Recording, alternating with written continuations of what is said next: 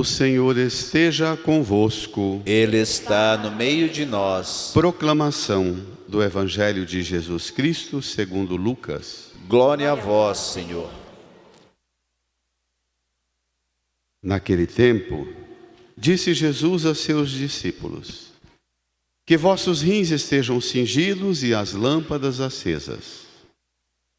Sede como homens que estão esperando seu Senhor voltar de uma festa de casamento, para lhe abrirem imediatamente a porta, logo que ele chegar e bater.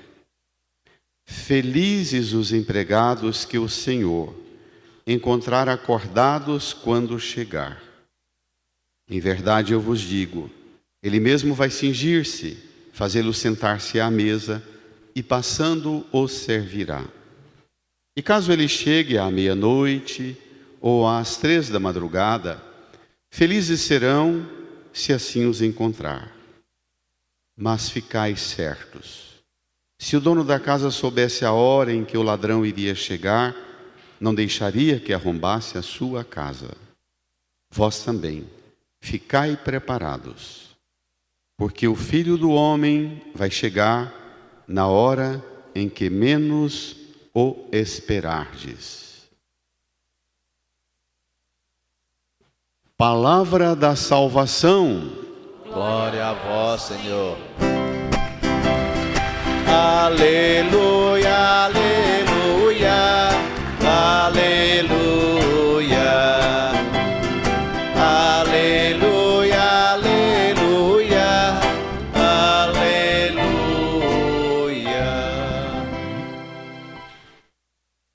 Nos recolhamos em um tempo de silêncio e de oração.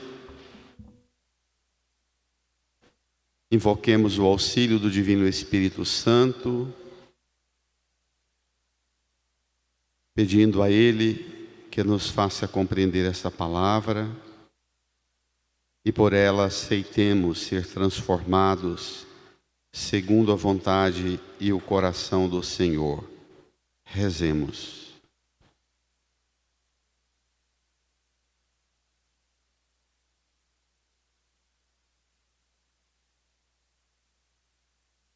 Amém. Irmãs e irmãos, celebramos o mistério de Cristo em nossa vida.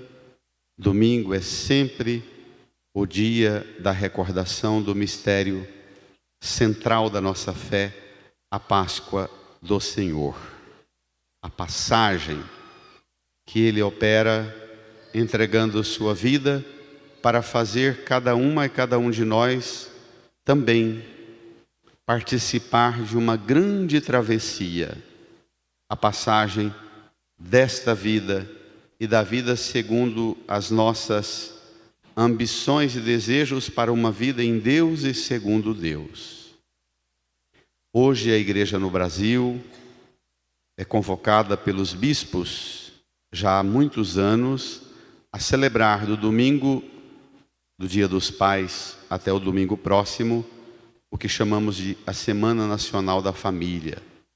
Uma semana para rezar, meditar, refletir e aprofundar o tema da nossa vocação cristã para a vida na família e em família.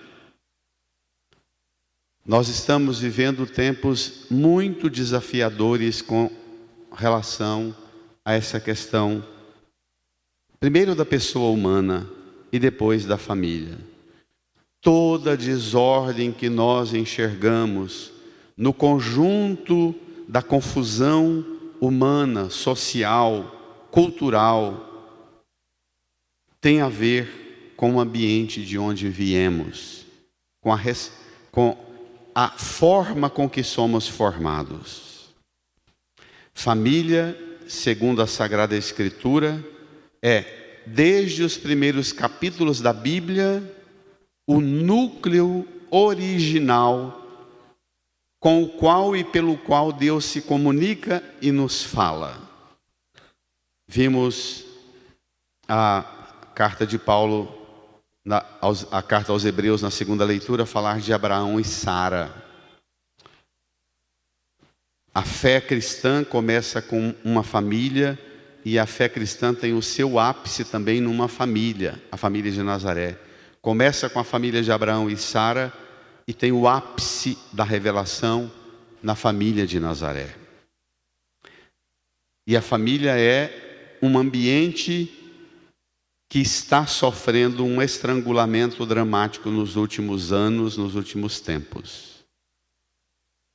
Antes de entrar propriamente no texto, permitam-me situar como é que este evangelho pode ser aplicado hoje para vocês pais que estão aqui, na vida de vocês, futuros pais também, mas também na vida de vocês mães, esposas e de todos nós, filhas e filhos, no ambiente da família. A situação da família no Brasil, segundo os dados das últimas pesquisas, existem no Brasil 72 milhões e meio de lares, de domicílios. Destes, segundo as estatísticas, de cada 100 lares, pela primeira vez na história do Brasil, de cada 100 lares, mais da metade, 52, são chefiados, administrados e financiados pelas mulheres. Ainda que contam aqueles lares que têm lá dentro o esposo, o pai. Os lares administrados por mães solo, sem a presença do esposo, do pai, já passam de 30% do total dos domicílios no Brasil. Isso pede de nós uma coragem para discutir,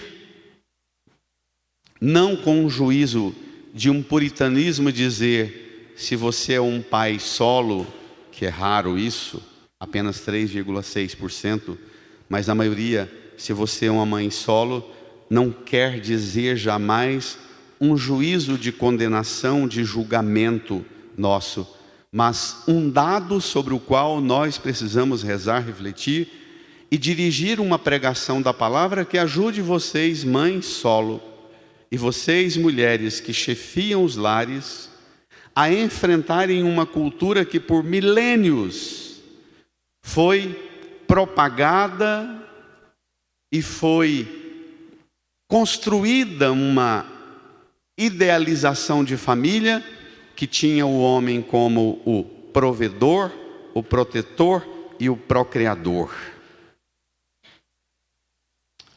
Dessas famílias, só em 2024, 91 mil crianças foram registradas nos cartórios brasileiros sem o nome do pai. É muito alto o índice, né? 91 mil crianças é uma cidade do interior de grande porte, não é pouca coisa.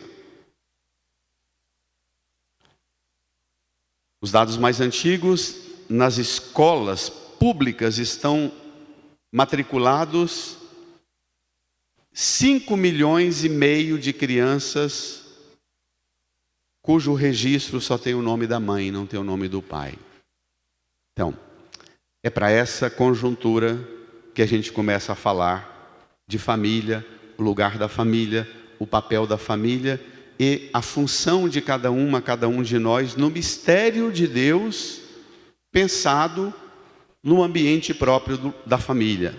O pai, a mãe, o esposo, a esposa, os filhos, o vô, a avó, os netos, e depois tudo que vai derivando dessa íntima comunhão que parte de um casal. Sem contar que nós vivemos processos enormes nas últimas décadas para tentar degenerar todas as instituições humanas, para que a sociedade possa ser dominada exclusivamente pela regra do dinheiro e da economia, é que se desmoralizou, se depreciou as instituições humanas, a educação, a família, o trabalho, a justiça, o papel do Estado, o papel da escola, o papel da religião. o papel mesmo do pai, da mãe, do esposo e da esposa, isso tudo viveu nas últimas décadas uma degeneração enorme, de consequências dramáticas,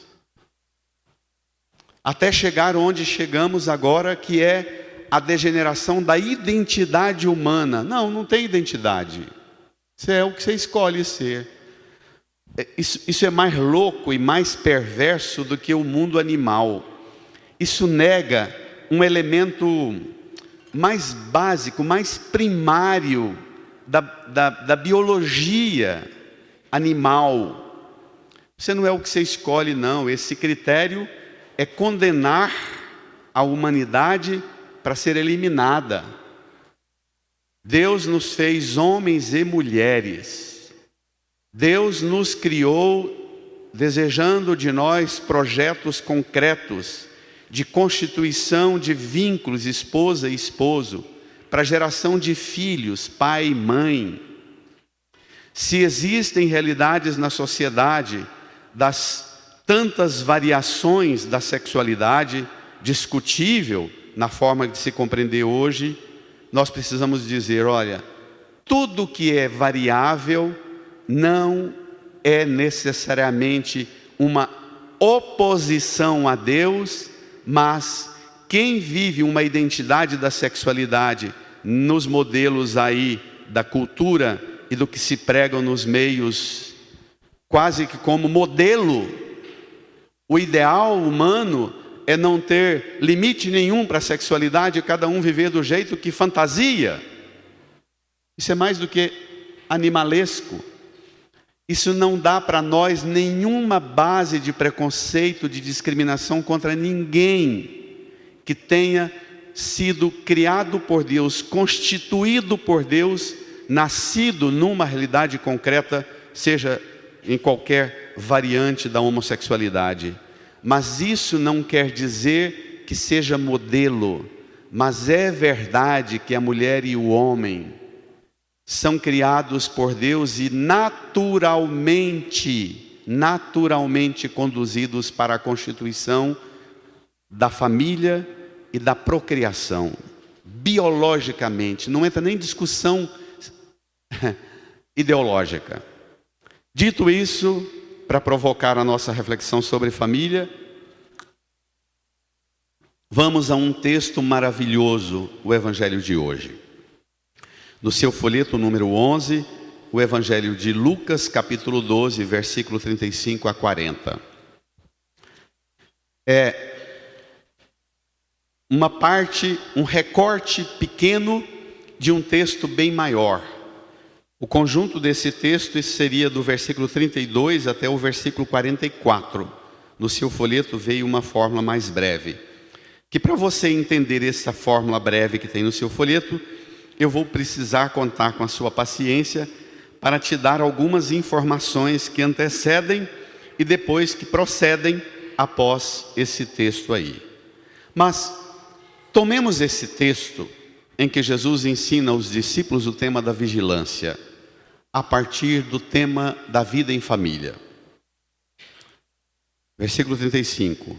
Leamos juntos. Naquele tempo disse Jesus a seus discípulos: que vossos rins estejam cingidos e as lâmpadas acesas. Duas imagens, rins cingidos e lâmpadas acesas, evocam na Sagrada Escritura o tema da vigilância, da previdência, da prudência, que a gente poderia, sem medo, falar dois temas que estão associados ao campo da moral e da ética cristã. O agir mesmo da pessoa neste mundo. O ser cristão, pede Jesus, o cristão, a cristã precisa passar por esta vida com rins cingidos e lâmpadas acesas. O que significa isso?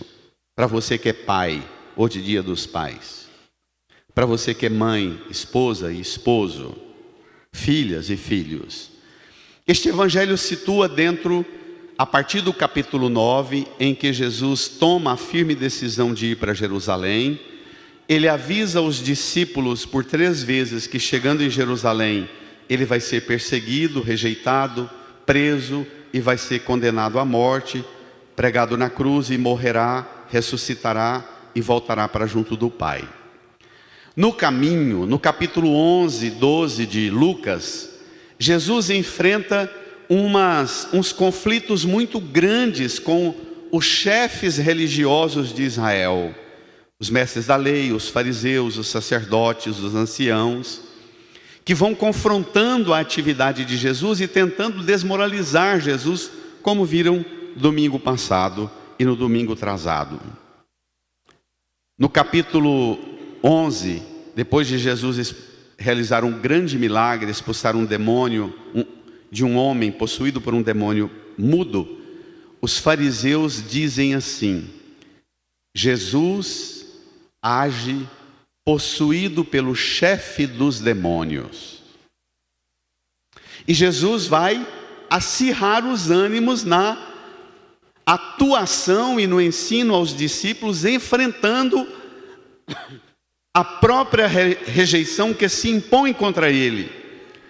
E ele vai enfrentar a rejeição que ele recebe, não falando de si, mas prevenindo os discípulos e dizendo: olha, hoje quem está no horizonte da rejeição e da perseguição sou eu, mas eu vou morrer e vocês, vou ressuscitar e ir para junto do Pai, e vocês se preparem, porque o enfrentamento vai vir por vocês, para vocês.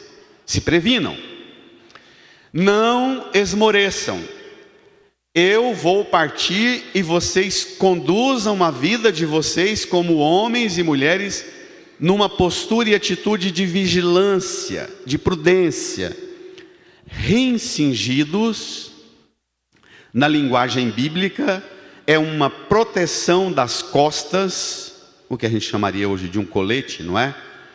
Porque para o povo das regiões tribais e de povos em conflito entre tribos, era muito fácil um ataque traidor do nada, para nada. Um ataque pelas costas. Então se tinha a ideia de que era preciso proteger as costas, esta região, chamada região dos rins, com um adereço, na maioria das vezes de couro, porque se houvesse uma pancada nessa região, o homem ou a mulher não sofreria um risco imediato de morrer e atrofiar o órgão todo e colapsar o órgão numa viagem ou numa atividade qualquer. Os rins também são chamados de a região onde habitam as emoções humanas. Então, cuidem da região do que está por trás, dos ataques que podem vir por trás e ferir a vida de vocês, um órgão vital como o rim. Protejam a vida, mesmo que você não esteja olhando, mas considere que você tem uma região uma composição do corpo em que tem órgão vital aqui que não pode sofrer uma pancada. E lâmpada nas mãos. Cuidado com o que está atrás e seja prevenido com o que vem pela frente. A lâmpada nas mãos é uma simbologia muito cara para toda a teologia do Antigo Testamento. Rins cingidos e palmas nas mãos, no livro do Êxodo, é o traje para a travessia da escravidão do Egito, na noite da Páscoa, quando eles comem a ceia ao redor do mar, e depois, quando vem a noite, Deus abre o mar e o povo atravessa. É o traje para a travessia. Jesus está dizendo para nós, como falou aos discípulos, que nós precisamos viver nossa vida em permanente traje de travessia, de cuidado e zelo com todas as dimensões da nossa vida. Rins cingidos e lâmpadas nas mãos para você que é pai. Pai, não esqueça o que está por trás, mas seja homem portador de uma luz pela frente. Tem uma música muito bonita do cancioneiro brasileiro, um verso da música que diz,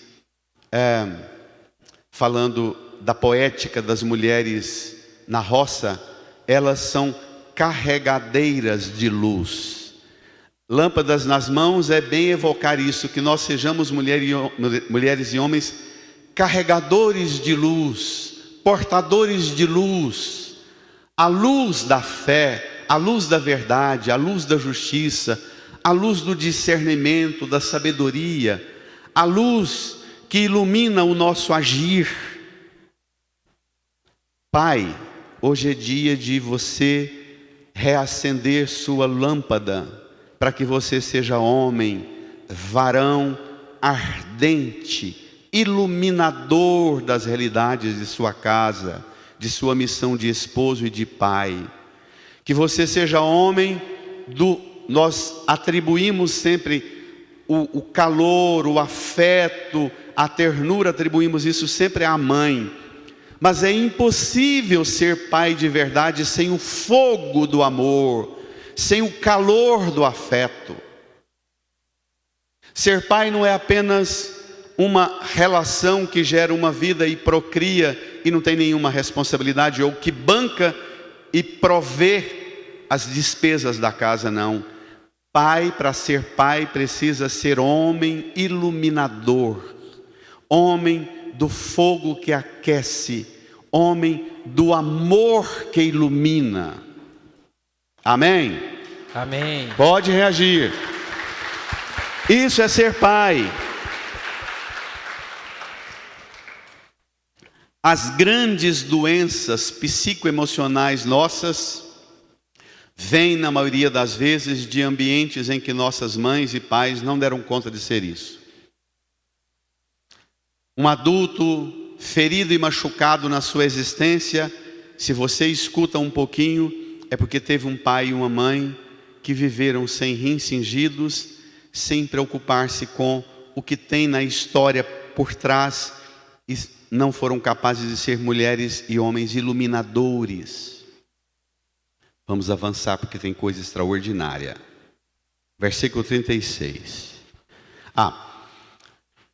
Esse tema da vigilância, da prudência, ele sempre foi tomado na igreja e por boa vara de pregadores até hoje em dia. Na catequese, então, tem catequistas que transformam esse texto numa tragédia, que transformam esse discurso da vigilância num discurso de ameaça, num discurso de fazer a gente ter medo de Deus, num discurso de que a vigilância e a prudência é uma coisa que deixa a gente tenso e morrendo de medo da queda, do mal, do capeta, do erro. Jesus pede da gente uma postura mais sadia existencialmente. Olha o bom humor de Jesus, vamos ver? Versículo 36, leamos: sede como homens que estão esperando o seu Senhor voltar de uma festa de casamento, para lhe abrirem imediatamente a porta, logo que ele chegar e bater. Primeiro, a missão que você recebeu de pai, mãe, de esposa e esposo, na sua profissão no mundo, olha, viva isso, a sua missão, como empregado de uma casa em que o Senhor viajou para uma festa de casamento. O clima nessa casa tem que ser de festa. A festa de casamento que o Senhor viajou, é Ele que morre, ressuscita, vai para junto do Pai, apresentar ao Pai o seu corpo marcado por sua entrega e pela aliança que Ele selou com a sua esposa, a igreja, no seu sangue, Todo mundo viu, na maioria das vezes até como anedota, como piada e até como escracho, no Oriente, o rito da íntima comunhão no casamento, nas núpcias de um casal de jovens. Vão para o quarto de núpcias e depois da íntima união é apresentado o lençol com a marca do sangue da primeira íntima união do casal. Jesus está remetendo a isso aqui. Ele é aquele que vai, o Senhor que foi para a festa de casamento, apresentar ao Pai o documento das núpcias que ele selou. No seu próprio corpo é o lençol marcado pelo sangue da íntima comunhão que ele selou com a sua esposa, a igreja, com a qual ele estabeleceu uma aliança eterna e definitiva. Ele é o Senhor. E nós precisamos tocar nossa vida sem um pavor e um medo dele, para lhe abrirem imediatamente a porta, logo que ele chegar e bater. Ele não é um Deus invasivo, cobrador, carrasco, que vai pegar você na surpresinha da recaída sua, não. Ele tem uma relação de respeito com você. Sua missão de mãe, de pai, de esposa e esposo, sua profissão no mundo, ele te chamou, te confiou essa missão no mundo, mas ele tem uma relação de profunda reverência com você. Ao voltar dessa festa, no dia que ele vier me encontrar e encontrar você, e nos levar para participar da festa eterna, ele vai bater à porta respeitosamente. Ele é um Deus que tem um vínculo de profundo reconhecimento da dignidade daqueles que trabalham nas coisas da casa dele. Amém, igreja? Amém. Vai! Isso é tão bonito, isso é tão bonito, isso é tão poético, isso distende toda a tensão. Versículo 37. Felizes os empregados que o Senhor, felizes. Em Lucas, felizes corresponde em Mateus à mesma expressão de bem-aventurados. O que o anjo fala para Maria e o que Isabel fala para Maria: bem-aventurada, bendita aquela que acreditou, bem-aventurado. Vamos ler juntos? No versículo 37, felizes os empregados que o Senhor encontrar acordados quando chegar. Em verdade eu vos digo, ele mesmo vai cingir-se, fazê-los sentar-se à mesa, e passando os servirá.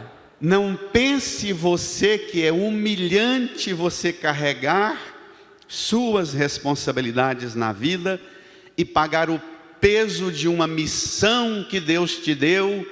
E tem umas 3 formas equivocadas de entender o que é a missão e a vocação que Deus me deu.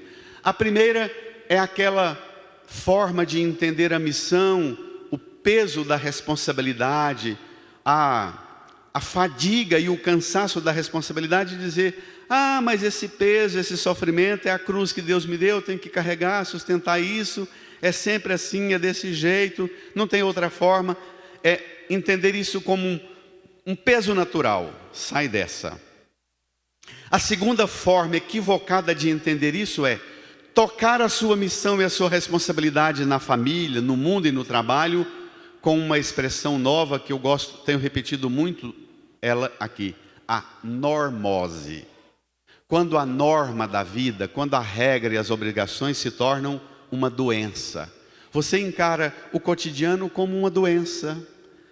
É um ciclo de repetição enfadonha, de coisa chata que eu tenho que fazer: sujar vasilha, limpar a casa, arrumar a casa, sujar de novo, bagunçar de novo. É assim, meu trabalho, ir para lá, aguentar os aborrecimentos, as chateações, reunir a família no domingo, a encheção da paciência de cada um enjoado que eu não gosto, ter que aguentar isso. Aí você bloqueia o seu semblante, trava e enfrenta a vida como um doente. Tudo você faz, mas com semblante de doença. Isso existe? Sai dessa. Sai dessa. Não tem coisa mais triste que uma mãe, um pai, um dono de casa, uma dona de casa que trata o ambiente da casa como se fosse uma enfermidade. Sai dessa normose. O terceiro modo de encarar isso é entender esta realidade com indiferença. Absolutamente indiferente. insensível, não sente mais nada. As coisas estão acontecendo no trabalho e você não sente mais nada. Na igreja não sente mais nada. Na família não sente mais nada. Sai dessa. Seja como homem, que o seu Senhor vai chegar, bater a porta e você abre imediatamente a porta. Mas quando você abrir a porta, olha a cena deste versículo 37. Você é feliz como empregada, empregado. Se o Senhor te encontra acordado, Ele vai dizer para você: olha, obrigado pela barra que você segurou. Ele mesmo vai cingir-se, vai vestir a veste da empregada doméstica da sua casa, o uniforme do serviço doméstico. Ele mesmo vai cingir-se, o avental da cozinheira, vai fazer você sentar-se à mesa e passando vai servir você. Então não é humilhante a missão na família, a missão no mundo, a vocação que você tem não é um peso, é algo que tem uma dignidade tão grande, tão grande, tão grande, que o próprio Deus vai exercer a função que você hoje exerce. Ele vai ser servo, Ele vai fazer você sentar-se à mesa. Se recorde da cena da última ceia. Senta os discípulos e não dá coisas, não dá salário alto, não dá presente para o filho, porque brigou com ele, para compensar a bronca que deu no filho, dá mais um presentinho, e aí vai corroendo o caráter do filho, premiando com coisas. Jesus deu a ele, não deu coisas: tomai e comei, isso é meu corpo, tomai e bebei, isso é meu sangue. Ele deu a si. Depois ainda tirou o manto, amarrou uma toalha na cintura, derramou água na bacia, ainda lavou os pés dos discípulos. Isso é serviço de escravo. Ele mesmo, o que você tem hoje como missão, é coisa tão digna, tão sagrada, que Ele mesmo vai também trabalhar no que hoje você está trabalhando. Sua família, sua missão, sua vocação tem caráter de coisa divina, que o próprio Deus vai fazer você sentar-se, Ele vai te servir, e você será aquela que receberá dele a alegria de ter feito a sua parte e de receber a ternura do cuidado dele para com você. Amém, igreja? Amém. Vai, igreja.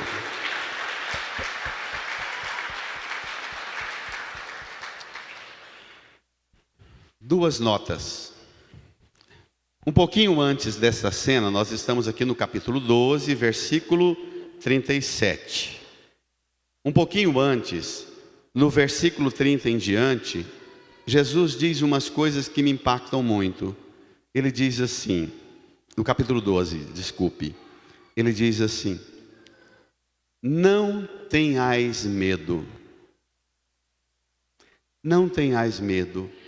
Olhai os pássaros dos céus, eles não semeiam, não colhem, não guardam em celeiros, e o Pai do céu os alimenta. Vós valeis muito mais do que muitos pássaros. Olhai os lírios do campo, não fiam nem tecem, mas Salomão, que gastou uma fortuna para se vestir com esplendor, jamais Salomão se vestiu com a beleza dos lírios do campo. E o Pai é que os veste assim. Vós valeis mais do que os lírios do campo. Depois ainda, no versículo 32, ele diz: não tenhais medo, pequenino rebanho, pois foi do agrado do Pai dar-vos o reino. Não coisas, não missão, não obrigação, não peso, não tarefa, mas o que o Pai tem por excelência a dar-nos. Repito, não está no seu folheto, mas está aqui. Lucas capítulo 12, versículo 32. Não tenhais medo, pequenino rebanho, ainda com essa linguagem afetiva, pois foi do agrado do Pai dar-vos o reino dos céus. Imagina, gente. E depois ele diz: onde está o vosso tesouro, aí estará também o vosso coração. Essa é a chave para entender esta vigilância do Evangelho de hoje. Você, no eito de suas tarefas e responsabilidades no mundo, você, no eito da missão sua na família, no casamento, no cuidado com o seu corpo, você cuida de você, da sua casa, da sua família. Onde está o seu tesouro, está lá também seu coração? É isso? Vamos ao Evangelho.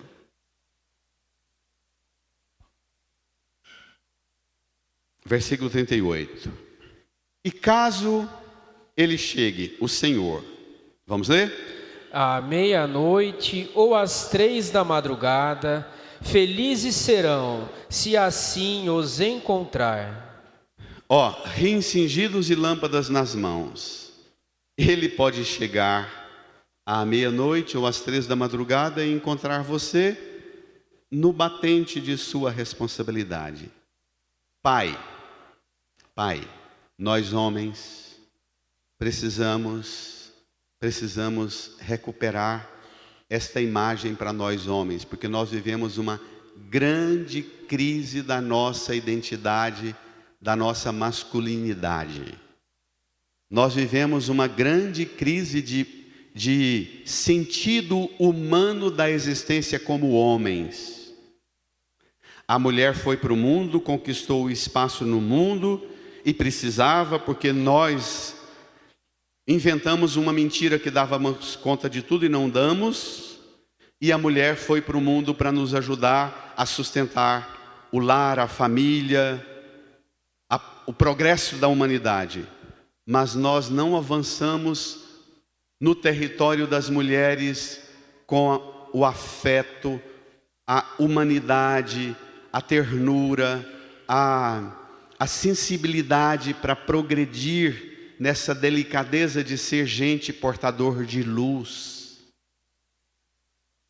Eu pensava essa semana, o que significa um pai com lâmpada acesa à meia-noite ou às 3 da madrugada?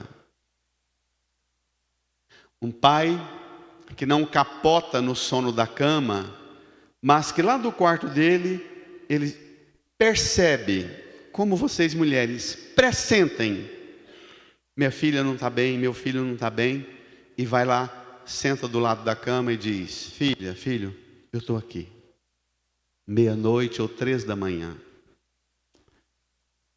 Meia-noite ou 3 da manhã é chamado de a hora do grande tormento das aflições da alma, de quem passa por problemas.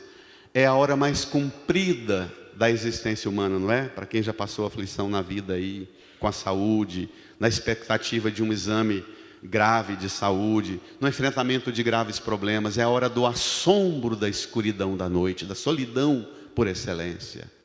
E ser homem e mulher da iluminação na hora extrema da escuridão, meia-noite ou 3 da manhã, sermos varões portadores de luz à meia-noite ou às 3 da madrugada. Esse é o desafio cristão para nós, que nós vamos perdendo. Nós damos conta de trabalhar, lutar e dar coisas, mas não damos conta de darmos-nos a nós mesmos. Permitam-me uma imagem muito cara, que me fez rezar muito essa semana. Papai morreu já há quase 30 anos atrás, mas eu trago uma lembrança sagrada da minha infância, da minha adolescência e do começo da minha juventude na roça, nos sertões.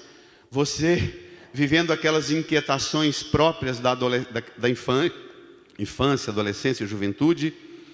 Hora outra, você estava às vezes perturbado no sono da noite na cama, e na roça era muito comum a gente cobrir todo o corpo, não é? Envolver-se debaixo da coberta, e de repente você sentia um movimento ao redor da cama. Era o papai ou a mamãe com a lamparina de querosene, chegando assim, puxava a coberta e falava: filho, está tudo bem com você? Eu estou aqui. Eu me lembro com uma saudade tão agradecida de, no meio do escuro e dos assombros próprios da juventude e de uma pessoa inquieta como eu era, de ver a face do meu pai, que era um homem severo, disciplinado, determinado, mas ver aquela face de ternura no escuro da noite, iluminada pertinho de mim. Isso crava na gente um tipo de solidez, de segurança emocional, afetiva, espiritual, moral, que um pai que é presença na escuridão da noite de um filho, ele pode partir e tem 30 anos ou 300, que a memória dele, a face do rosto dele, dando-se como presença na beirada de seus abismos, você nunca esquecerá. Ser pai, ser mãe, ser esposa e esposo, ser amigo, ser irmão na comunidade, é ser iluminador da escuridão uns dos outros. Amém, igreja? Amém. Está claro, igreja? Está claro? Sejamos homens e mulheres portadores dessa luz, no meio das escuridões tantas, que abismam as existências de tanta gente com tristeza, com desolação nesse mundo e dentro da nossa casa também. Versículo 39. Permitam-me repetir mais uma vez.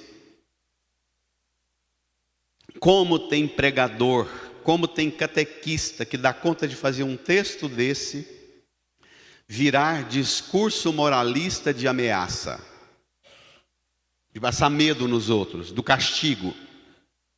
Uma poética teológica dessa, que abre para a gente as sutilezas e as delicadezas mais suaves de perceber Deus em nossa vida e como Deus quer que nós sejamos percebidos uns pelos outros na vida uns dos outros. Como é que a gente transforma isso em ameaça, em medo? Versículo 39. Mas ficai certos, se o dono da casa soubesse a hora em que o ladrão iria chegar, não deixaria que arrombasse a sua casa. Jesus está comparando e dizendo: olha, eu não vou chegar na vida de vocês como um ladrão que ameaça a qualquer hora chegar e arrombar a casa. Não esperem por mim como se esperassem por um ladrão. O ladrão vai arrombar a casa, eu vou bater à porta. Tem diferença? Tem?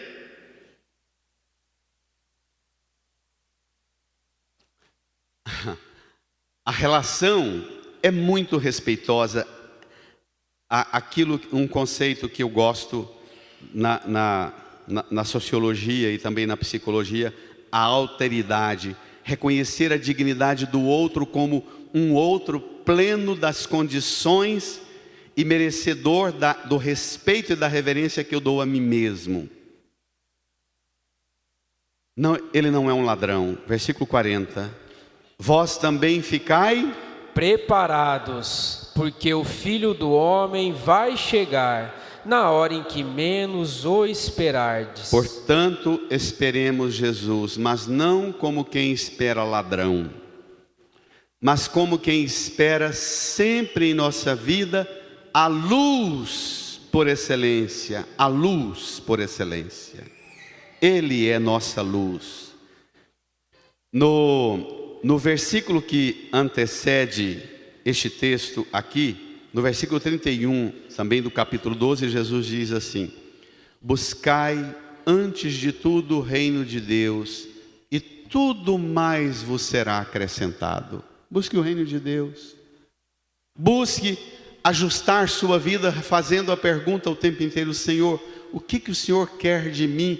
E como eu posso fazer o reinado do Senhor se estabelecer aqui neste corpo, nestes afetos, nesta razão, nesta inteligência, nesta sexualidade? Senhor, como o Senhor quer estabelecer o senhorio sobre este corpo, sobre a minha missão, a minha vocação nesta família, neste trabalho, na minha profissão, na minha participação na vida da igreja? Senhor, que eu busque antes de tudo o reino e as coisas do reino, para que tudo alcance a ordem das coisas do reino.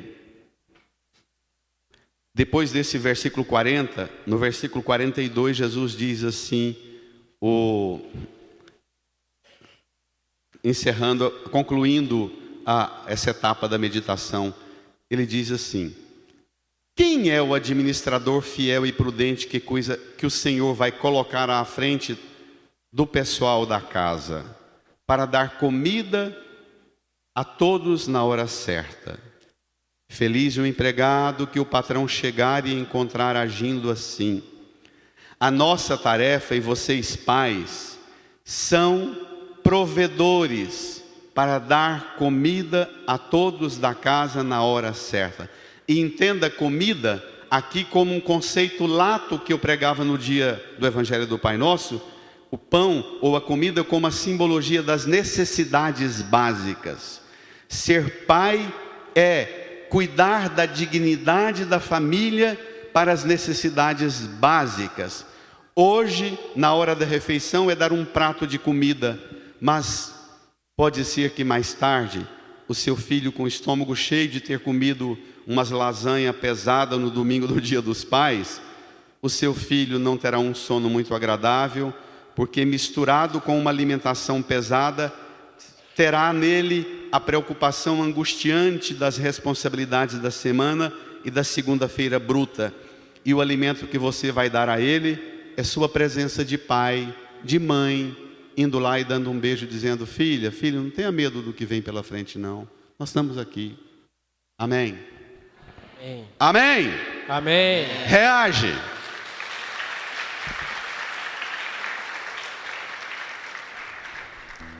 Quem é da minha idade aí para trás, nessa linguagem, rins cingidos e lâmpadas nas mãos, e eu termino com esta metáfora do fogo.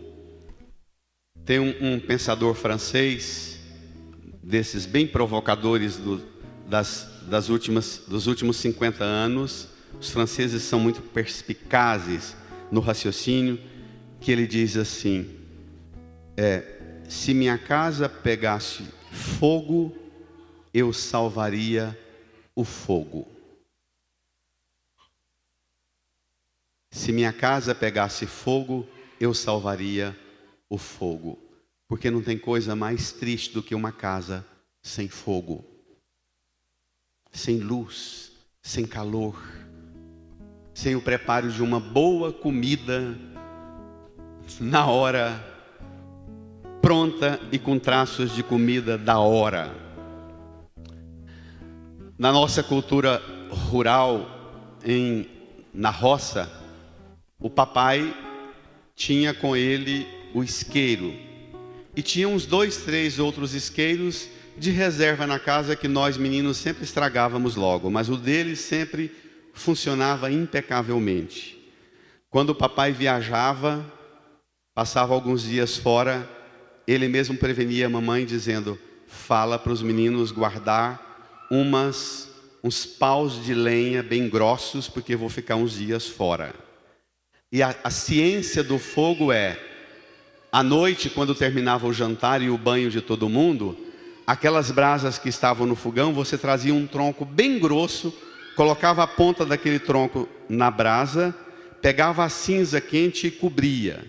Poderia ter uma noite chuvosa, poderia passar 3 dias chuvosos ou frios, que quando você voltasse lá e puxava a brasa, puxava as cinzas, aquele tronco lá dentro dele estava uma chama de brasa viva. E a gente brincava como criança, e era sempre uma expressão que o povo simples, indisciplinado, às vezes a gente tinha o costume de buscar fogo na casa do vizinho, um pau de lenha. Imagine a cultura que era. E a gente tinha orgulho, porque lá em casa se dizia: o papai pode ficar fora o tanto que for, mas a mamãe é capaz de garantir o fogo nessa casa. Era tão bom escutar isso e falar isso. Nós precisamos ser mulheres e homens portadores do fogo da casa, do fogo do Espírito, do fogo da fé, do fogo do afeto, do fogo que aquece, que ilumina, do fogo que distende as tensões E cessa o cansaço da musculatura com um banho quente, regenerador. E eu queria que você agora tivesse o seu encontro com Jesus e reacendesse a sua lâmpada e recolocasse em você o seu rins cingidos para você voltar para sua casa, mas não volte sem a lâmpada acesa que Jesus põe na sua mão. Incline a sua cabeça, põe a mão no seu coração, feche os olhos, tenha um diálogo profundo com Jesus, renovando sua missão, sua vocação lá dentro da sua casa, sua missão e sua vocação na sua família, no seu trabalho, para ser você também portador do fogo da fé, do fogo de Deus, do fogo do afeto. Fale com Jesus.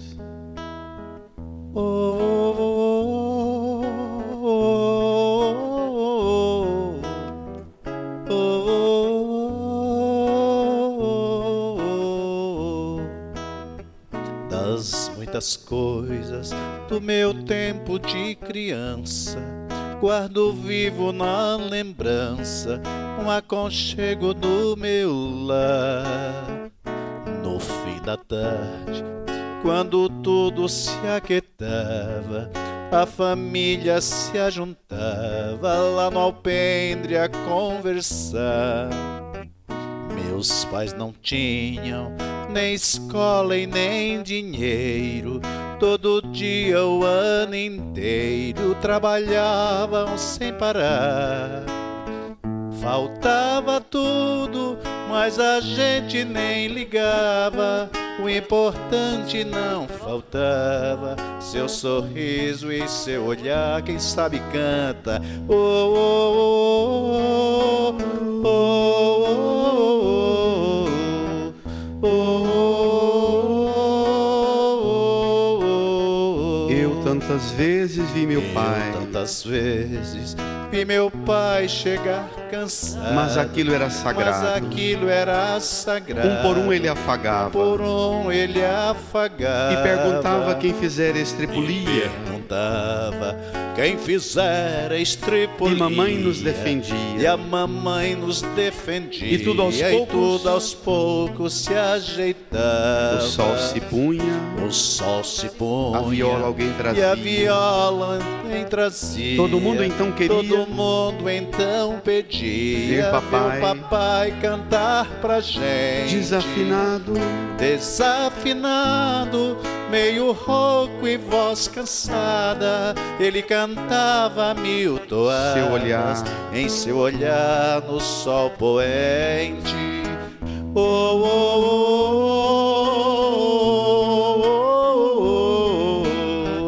oh, oh, oh. Vamos cantar. Correu o tempo. Hoje eu vejo a maravilha de se ter uma família, quando tantos não a têm. Agora falam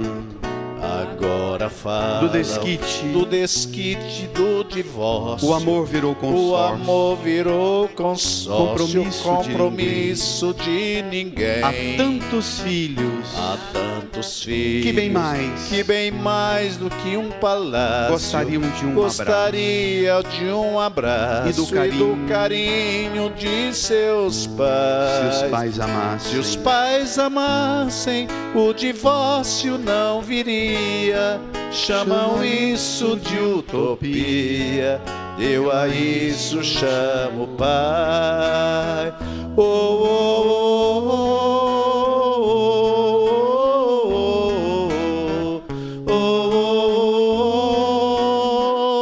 De pé.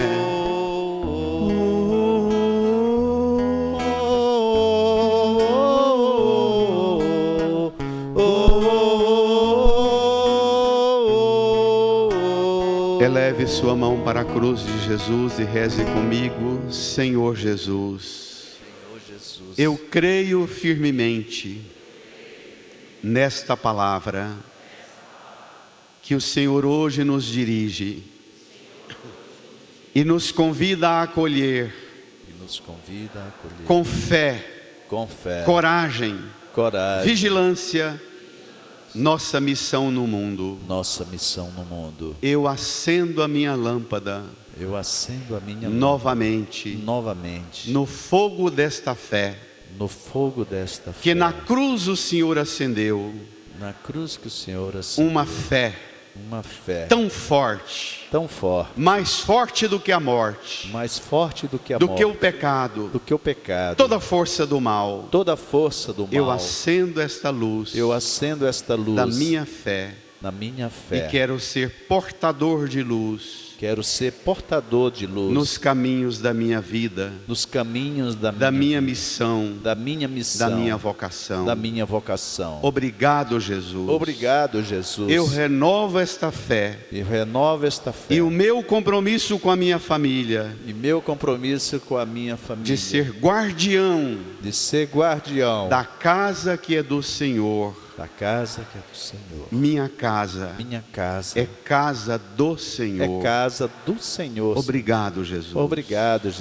Amém, Jesus. Amém. E dirija quem está do seu lado e dê um abraço carinhoso, desejando a paz de Jesus. Saudai-vos.